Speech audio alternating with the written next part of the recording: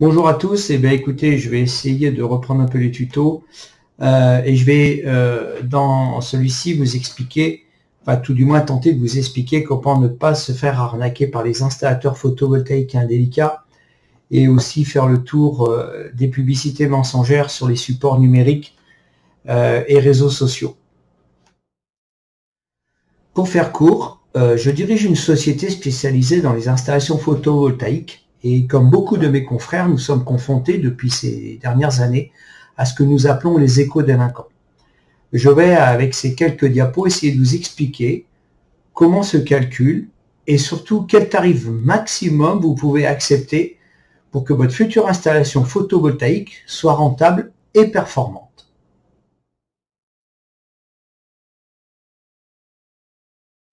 La première info à retenir, c'est de comprendre comment votre installation photovoltaïque, que j'abrégerai PV dans le tuto, fonctionne. Pour faire simple, nous considérons qu'un tiers de la journée est suffisamment lumineuse, car en effet, le photovoltaïque fonctionne avec la lumière du soleil et non avec la chaleur, comme on l'entend souvent. Donc sur une journée de 24 heures, vous avez environ 8 heures de production potentielle, soit une économie de 40% sur votre consommation électrique, en moyenne sur l'année, car on considère qu'on consomme un peu plus la journée que la nuit. Le deuxième point important, c'est de connaître sa consommation annuelle et son coût. Là, c'est plus simple, il suffit de vous référer à la facture de votre fournisseur. Le troisième point est de connaître l'exposition de votre toit, et je passerai sur ce détail, car dans mon exemple, on va prendre un toit orienté plein sud pour plus de simplicité. Bien entendu, il est possible de faire une installation orientée plein nord, mais le rendement sera peu performant et donc peu rentable. L'orientation est-ouest, par contre, est plus facilement envisageable, car on peut en faire la moitié à l'est et l'autre moitié à l'ouest pour améliorer le rendement journalier. Prenons un exemple concret. Je consomme 200 € d'électricité par mois, soit 2400 € par an. Donc, mon toit photovoltaïque va me faire une économie de 200 multiplié par 0,4 qui correspond à 40% d'économie, soit 80 € par mois, soit pour l'année, 80 € que je multiplie par 12, donc avec une économie de 960 €. Compte tenu de ma consommation, un bon installateur me conseillera certainement une installation d'environ 4,8 kW crête qui produira une moyenne de 5200 kWh sur l'année. Donc bien faire attention lors des explications sur vos devis, de ne pas confondre les kilowatts crête qui est la puissance maximum que peuvent générer vos panneaux et la production annuelle que pourra faire votre installation, c'est-à-dire les 5200 kWh. Une partie de cette production sera donc consommée directement par la maison et le surplus sera revendu à un fournisseur. En l'occurrence, là j'ai pris le fournisseur historique EDF obligation d'achat qui vous rachètera le surplus à 10 centimes d'euros le kilowatt. Le prix maximum du kilowatt crête installé ne devra pas dépasser 3000 € sur votre devis. 3000 € par kilowatt. Soit dans mon exemple, 14 400 € pour l'installation des 4 kW complets, comprenant le matériel, les démarches en mairie, la main-d'œuvre, le consoel, les câbles, la structure de pose, etc. etc.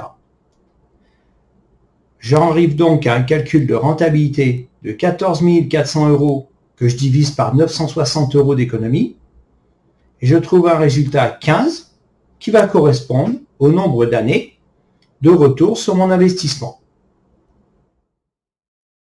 En effet, depuis plus de 15 ans dans la profession, nous avons constaté que la rentabilité, en moyenne pour un particulier en autoconsommation avec revente, oscille entre 12 et 16 ans. Notre exemple est donc un cas plutôt favorable. Pour information, le calcul à la puissance n'est pas fait à la douche, comme beaucoup de prospecteurs le font, mais au plus près des besoins, et grâce à des logiciels performants qui tiennent compte de multiples paramètres, comme votre position GPS, l'inclinaison du toit, l'orientation du bâtiment, l'irradiance annuelle qui est donnée par la station météo la plus proche, l'état de la toiture qui, en l'occurrence, peut peut-être être amené à être renforcé et dans ces cas-là, avoir un coût complémentaire. Donc l'interlocuteur qui vous donnera de suite une puissance en disant je vais vous mettre 3, 6 ou 9 kilos a de grandes chances de ne pas être cohérent avec vos réels besoins. Privilégiez plutôt un installateur qui prendra le temps de vous poser le maximum de questions sur l'état, la position de la toiture, plutôt que d'avoir immédiatement un tarif. Mes confrères et notre société voyons trop souvent de clients ayant signé sans comprendre à des prix prohibitifs avec un tarif du kilowatt crête installé à plus de 5 000 €. Ce qu'il faut retenir de ces explications, c'est qu'on prend sa consommation annuelle que l'on multiplie par 0,4 pour obtenir les 40% d'autoconsommation, qui est, je vous le rappelle, une moyenne. Que le tarif de votre installateur ne doit pas dépasser 3 000 € du kilowatt crête. Que l'on doit calculer son retour sur investissement. On prend le coût total, que l'on divise par l'économie que l'on fait, et qu'à ce moment-là, le retour sur investissement ne doit pas dépasser 16 ans. Car si vous avez un contrat de rachat et du matériel qui normalement est garanti 20 ans, il faut quand même que vous ayez quelques années de rentabilité.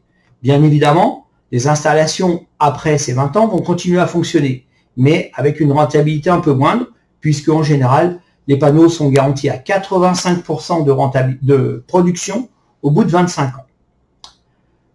Il ne faut pas oublier non plus que le tarif de kilowatt avec lequel vous avez fait tous ces calculs n'est pas fixe.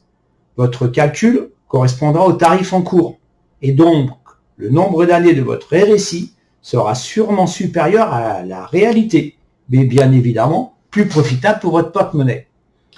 J'ai volontairement laissé de côté les installations avec backup sans batterie ou en autonomie totale, dont la rentabilité n'est plus le leitmotiv, et qui font l'objet d'une approche de calcul différente. J'espère vous avoir éclairé un peu plus sur votre projet. N'hésitez pas à commenter, à poser des questions. J'essaierai d'y répondre le plus rapidement possible. Pour conclure, j'espère vous avoir aiguillé sur votre futur projet photovoltaïque en vous faisant éviter les arnaques par les installateurs malveillants. Évidemment, essayez de prendre un installateur local qui, lui, va se déplacer pour vérifier la faisabilité de votre installation, l'état de votre toiture, etc. Évitez les marchands pendant les foires qui, eux, vont plutôt essayer d'avoir un maximum de commission par rapport à vous faire une installation cohérente à votre consommation.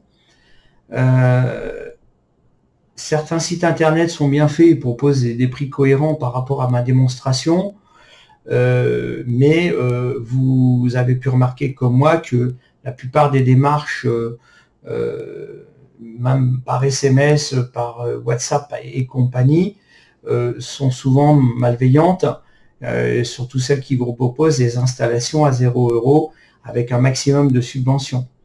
Attention à ne pas mélanger les installations solaires thermiques qui, elles, ne concernent que le chauffage et qui sont subventionnées, contrairement aux installations photovoltaïques qui ont juste une petite subvention que votre installateur vous expliquera en fonction du nombre de kilowatts que vous installez. Voilà, en espérant avoir été assez simple. Encore une fois, n'hésitez pas à commenter et bon projet.